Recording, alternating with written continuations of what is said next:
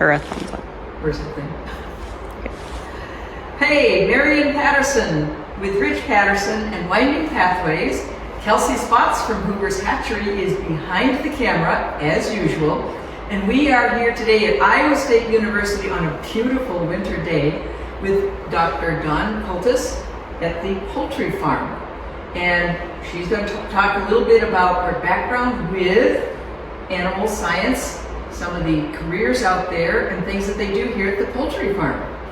So welcome. Thank you. I'm very excited to be able to host you here at Iowa State and show you our facilities, as well as talk a little bit about what are the opportunities that we have here. Great. And you notice she has a color red on, which is completely appropriate for Iowa State. But I think there's a little bit difference there in the color. You're a Razorback. I am. I actually grew up in a little town called Jonesboro, Arkansas, actually outside of Jonesboro, and then wanted to become a veterinarian. So I packed my bags. I moved a long 4.5-hour trek all the way to Fayetteville, where I learned I didn't want to be a vet, but I loved animals. Okay, wait a minute here.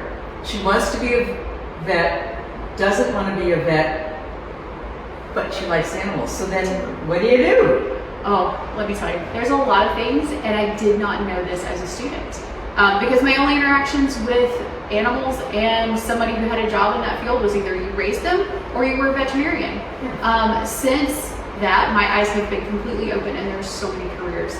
Just today, I interacted with a feed mill where there was somebody who formulated our feeds, who mixed our feeds, who brought our feed, who organized all of that.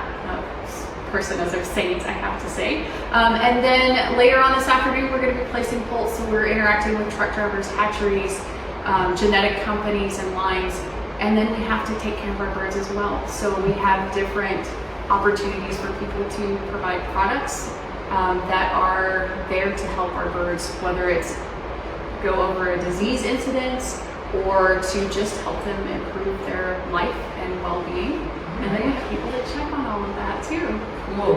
All right, they're doing something called placing poults, and I thought, I wonder what that means. But before we get there, I'm going to ask Dawn to kind of flash her head and show her earrings because they are really cool. They are, and you told me how you got them. Yeah, they were a Christmas present actually for my daughter. That's great. Okay, now back to business here. Placing poults.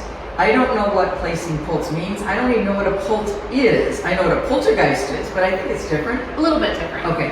They do have their own personalities that may come across like a poltergeist, but a poult is just a baby turkey. So we talk about chicks as being baby chickens. A poult is just a baby turkey. Okay. So, and then you place them, what does that mean? That means so they arrive in cardboard boxes, probably similar to how you would get them if you got them at home in a box or a carton.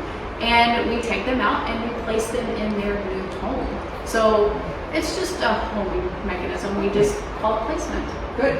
And Rich, you've got a bunch of questions to ask about careers and opportunities for people in different areas. So I'm going to let you two continue that conversation. Yes, well, you have a career in agriculture. I do. But you're not a farmer. It's I'm a little not. Different.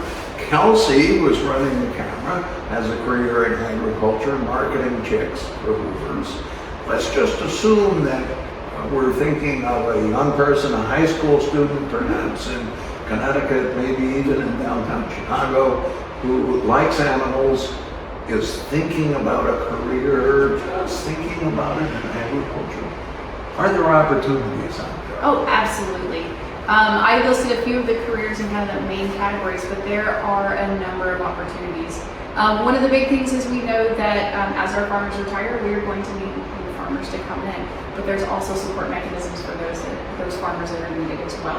So not only do we have kind of that continuous base of employment, but we also have new technologies that are always coming out. And so we have to ask the question, who's going to be innovative enough to be that person to bring those to the field? So lots and lots of opportunities, whether it's a traditional job or a new job that's coming out. Okay, and what might a 15 or 16-year-old course might they take to get to a career in agriculture? That path can be very different depending upon what they want to do. So some of the simple things is if you like agriculture, get involved. Whether that means being involved in 4-H or FFA and seeing, kind of putting your toes in the water, so to speak, of what do you like? Do you like to work with rice, like my brother did? Or do you like to work with animals like I did? And so we chose different paths along the way, but we were both involved in agriculture. Then there's kind of that, how do you want to be involved? Do you want to be the one who's designing the next big product or engineering equipment that goes in? Then get an engineering degree.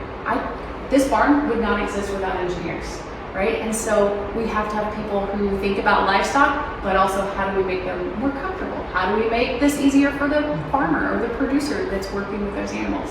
And then obviously we need our veterinarians, we need our allied industry, we need our producers. So those careers could be simply an animal science degree or an ecology degree. Worked with some wildlife biologists, especially with high-path avian influenza. So we, as an industry, can utilize a lot of backgrounds and a lot of different perspectives. Okay. You told us earlier that you teach a class with about 150 students. I do. Where do those students come from? Oh, they come from a variety of places. So here at Iowa State, in the animal science department, we have a population of about 80% female, which is very much the reverse from what it was probably 25 years ago, where it was more of a male-dominated field. So we see a lot more females. We see a lot more people that actually come from cities. So whether it is Chicago or the Twin Cities, Des Moines, we have a lot of folks that actually did not grow up in a rural background, did not have livestock, but have interest in animal science. So it's one of those things where it's very exciting to see this kind of change in all the people that come in. We also just provide the opportunity for students who don't have that as a background to come in and learn. All right, what else should we know? Was not prepared for that. The field is growing, whether it's poultry science, whether it's turkeys, whether it's chickens, laying hens, beef, dairy. There are a lot of opportunities outside of veterinary medicine, but that's a great start and a great profession as well. Very good, and we hope people that have a backyard flock use that to intrigue the children. They can learn about the animals, and it may lead to a career. Absolutely. This has been really fun, and I think now we get to see them placing poults, so that'll be fun for us, and we can talk more with you folks about it later. Marian and Rich Patterson with Dr. Don Koltes at Iowa State University, and Kelsey Spotts behind the camera from Hoover's Hatchery. So thanks, and we'll see you next month with another Facebook Live.